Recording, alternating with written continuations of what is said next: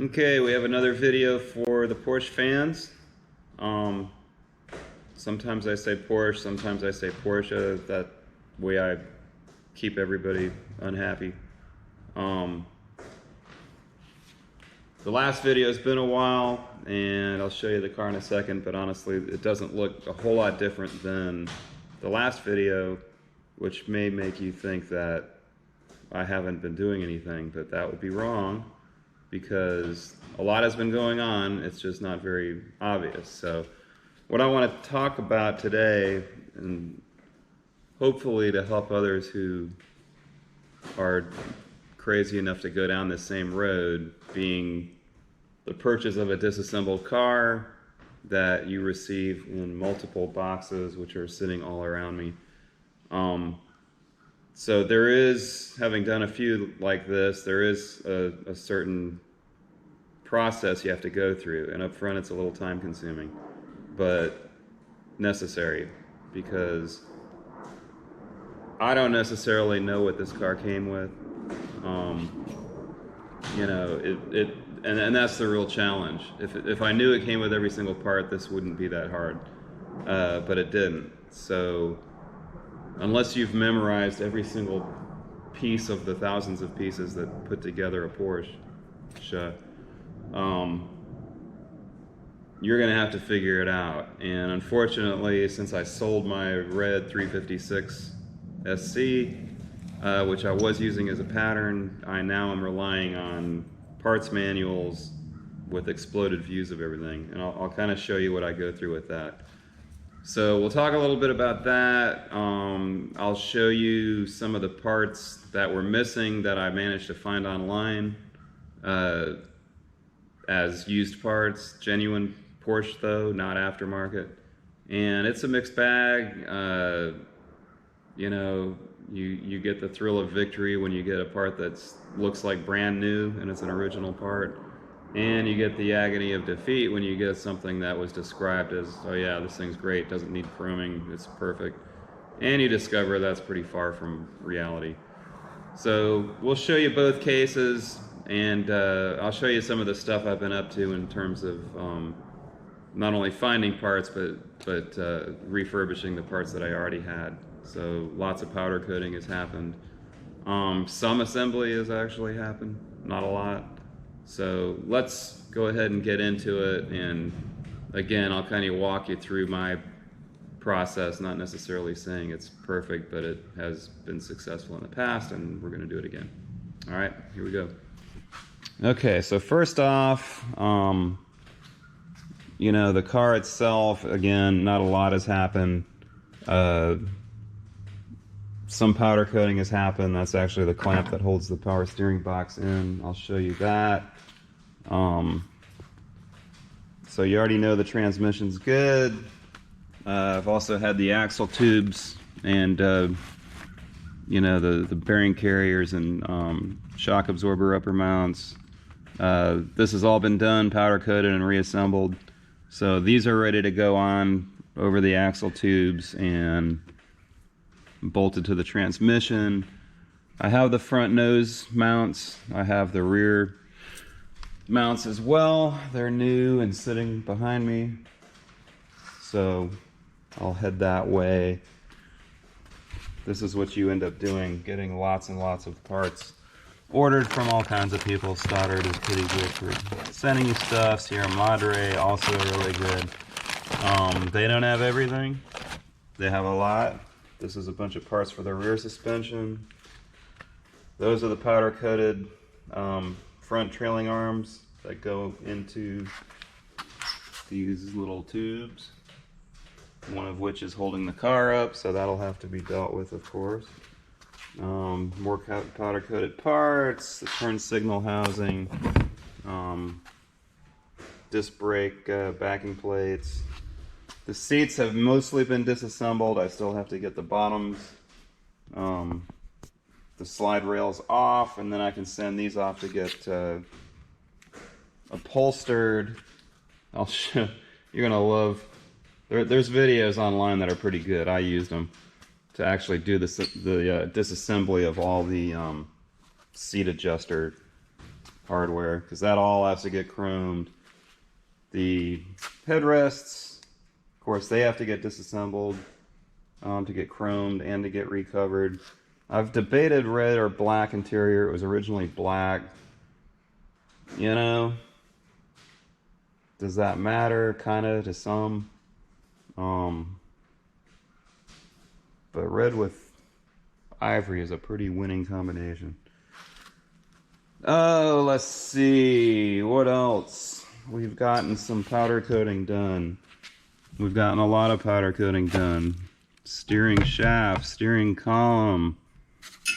Look, it's assembled. Oh, look, this thing is attached to it. So there's assembly videos for this as well. This is the handbrake, e-brake, whatever you want to call it. I am going to polish the aluminum handle up, but it's all been powder coated. It's got new hardware inside, as you can see. A little bit of a pain in the butt to get that reassembled, but I don't know if I'll do a video on that or not, because they're already out there. It doesn't take a whole lot of hunting. More powder coated parts.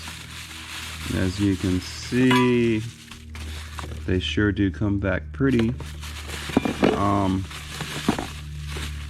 Oh man, this is a wonderful thing. This is the fuse block mounting plate. It goes into the body of the car via these two studs and then threaded on. But the relays get mounted up top. The fuse block is mounted down here. The harness passes through there. I didn't know I had this. I was looking everywhere for one. Not an easy part to find.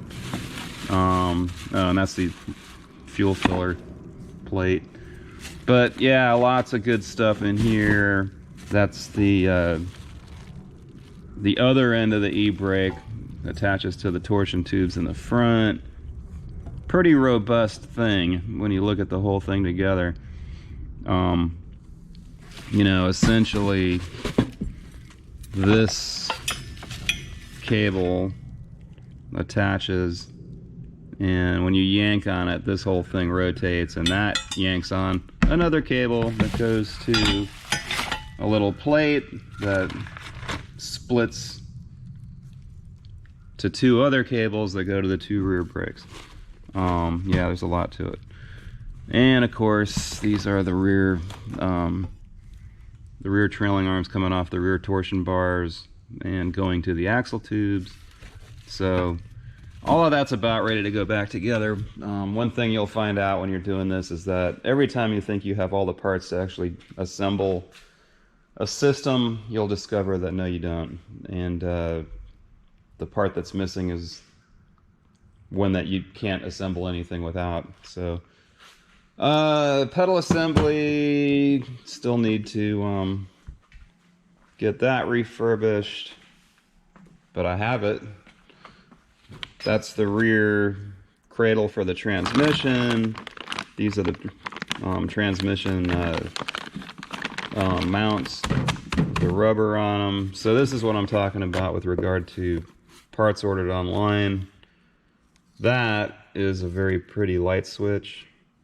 I'm happy with that. That is a pretty ignition switch with key, original key, Porsche still written on it. Used, worn, good. It's a 60-year-old, well, not quite 60, getting there. 60-year-old car. Some pull cables for the front fuel latch. So here's where I get less happy. This window crank, you can see a ton of pitting. I can get it re-chromed.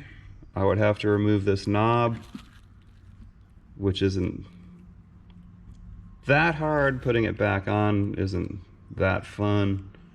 It's just kind of a pain. I wish they were better. I wish, for example, they looked like the door latches. I mean the door handles. Look at that. That's good enough. It's got a little age, and since I'm assembling kind of a perfect car, I may go ahead and get those re-chromed as well, but they look pretty good. They look as described.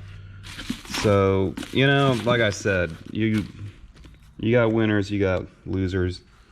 I'll show you a loser. No, it wasn't the window crank. The window crank wasn't great, but it's better than some of the other parts. So here we have the front suspension pieces. The front bearing carriers and spindles are at Zims in Texas getting bushings pressed in and making sure they're straight too. They have all the tools to make sure that the carriers, the C carriers, aren't bent. So when we put this front suspension back in, we'll know that, you know, geometrically everything's correct. This is actually the old tie rod that has been powder coated with new tie rod ends. So that's good. Bunch of new parts, see? So I haven't been laying around doing nothing. Here's a refurbished steering box, which looks really good. I showed you earlier the clamp piece that goes over the top. There's the rear hubs. That's good. This is a part that I was told was pretty much fine, didn't need chrome. As you can clearly see, that's not true.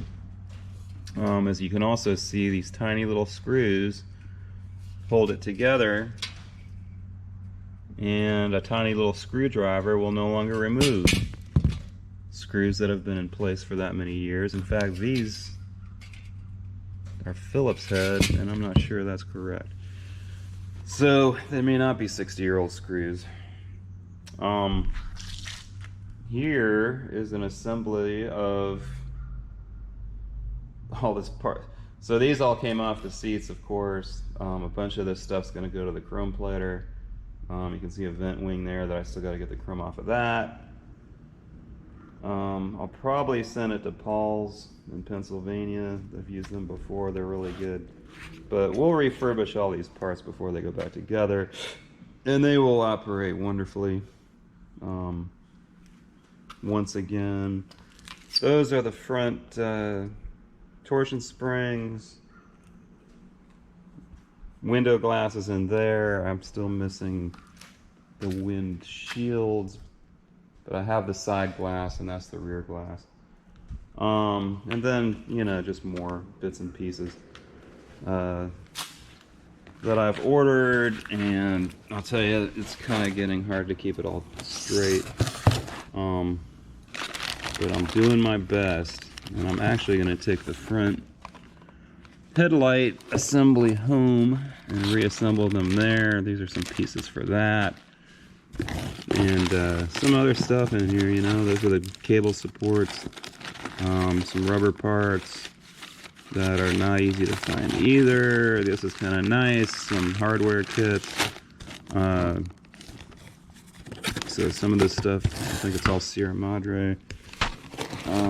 And these are brake parts, which is down the road, so I'm kind of going to stick those off to the side. But I'll tell you, I'll show you my my process for figuring all this out. And it really comes from the parts book. I don't know a better way to do it, because even if I had my red car, I wouldn't be able to see all this stuff. So I showed you earlier this assembly, which is the handbrake assembly, and I told you this cable comes out and attaches to the arm of this handbrake, I don't even know what it's called, thing. So you saw that earlier. And like I said, this is actually for a B. This is the part that gets tricky, because most of the parts, all these little numbers go to part numbers, a big giant list. If you look at the one for a C, see the C? You see there's a bunch of those numbers missing. All they really put in the C parts manual are the parts that are unique to the C. The ones that were used in prior models are in the prior models parts book. Convenient. So like I said, that thing goes to another cable, which goes to the splitter piece, which I thank God had, and then one goes to one rear brake and the other goes to the other rear brake. So why go through all this? Well, real simple. This is how you find out, do you have all the parts? I mean, you're going through boxes and you're identifying all of these things. That's one thing.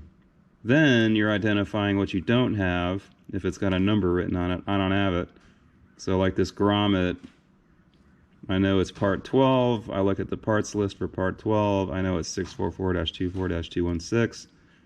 Then I search for that part online. I don't think I've found that one yet. The one that was really tricky is this one. This one. This is unique to the C. As you can see, it's not on the prior model's parts diagram. That's for the brake, handbrake indicator light.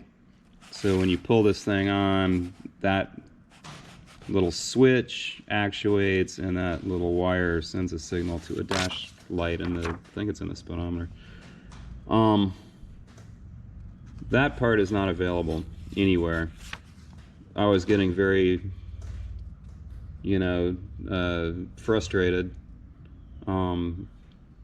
Not able to find it either. It's definitely not aftermarket. All the parts suppliers out there, which there's a few, there's some on the Samba, there's some on eBay, there's some with their own webpage. None of them had one. And then I dug through one of my boxes of parts and lo and behold, there it was, including that little screw. So cool on that. So that's the way I do it. I'm really down to the parts that are very difficult to find. Let's see. There's the speedometer, or the turn signal and steering column. So here's a good example. There's a lot of parts on here I didn't have, as you can see by all the blue ink. So a lot of it I've found. I showed you those parts in a box. All these things I've now ordered. So once I get the parts back from Zims, which is that part, the spindle, that part, the carrier for the link pins and king pins, I'll be able to reassemble this whole thing, I hope. I'm still a little bit baffled by this piece, which holds the those torsion springs right there in place. And I still need to order the sway bar. I'm probably going to get the one from Wilhoit, which you can see. So I don't know any other way to go through this whole thing.